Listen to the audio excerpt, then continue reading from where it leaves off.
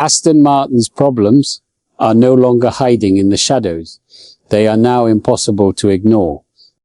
Fernando Alonso arrived in Barcelona already expecting a difficult weekend. For 3 straight days, the Spanish veteran warned that the Circuit de Catalunya could expose the team's weaknesses. Unfortunately for Aston Martin, reality turned out to be even worse than expected. What unfolded was not just a poor race weekend, it was a brutal reminder of how far the team still has to go. The performance deficit was alarming from the very beginning. Aston Martin arrived as the slowest team on the grid. In qualifying, they were more than 4 seconds away from pole position and nearly a full second behind Cadillac Ferrari, the team they were directly fighting against all weekend. There was no pace, no answers, and very little hope of scoring points. But lack of speed was only part of the nightmare. Reliability quickly became an even bigger concern. Lance Stroll was forced to retire in the opening stages with a gearbox problem. Soon after, Alonso's race collapsed as well. Starting from the pit lane after receiving new power unit components, the 2-time world champion suddenly received an unexpected radio message telling him to stop the car immediately and get out. And this is where the situation becomes serious. Alonso later admitted there had been no warning signs. The engineer told me to stop the car and get out. I imagine it was an ERS problem when they tell you to leave the car, he said. The bitter irony was impossible to miss. Aston Martin had already replaced several electrical components before the race in an effort to avoid reliability issues. Yet one of those very systems failed anyway. This changes everything. The Spaniard could only laugh at the situation, although his frustration was obvious.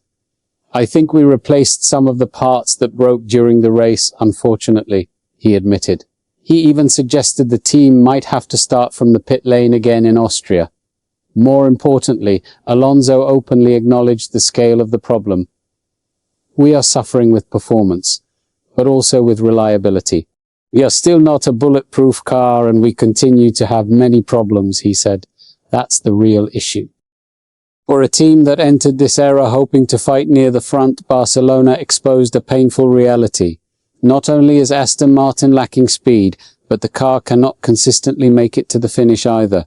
When both performance and reliability are failing at the same time, recovery becomes much more difficult. Every upgrade becomes a gamble. Every race weekend becomes a test of survival. And yet, amid all the disappointment, Alonso found one reason to smile.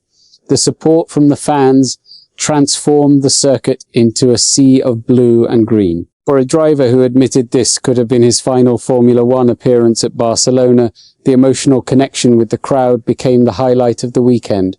The drivers' parade was the best part of the weekend, he said. The fans were incredible. He also admitted feeling emotional, knowing this might be the last time he races there. But emotions cannot hide the reality facing Aston Martin. Alonso and Stroll both retired. The team left Barcelona without answers and without points. What was already expected to be a difficult weekend turned into the most worrying event of Aston Martin's entire 2026 season so far. The question now is whether these problems are temporary setbacks or signs of something much deeper. And if the team cannot solve both speed and reliability soon, the second half of the season could become even more painful than the first. And it may not stop here. What's your take on this situation? Share your opinion below and don't forget to subscribe to the channel for more Formula One updates.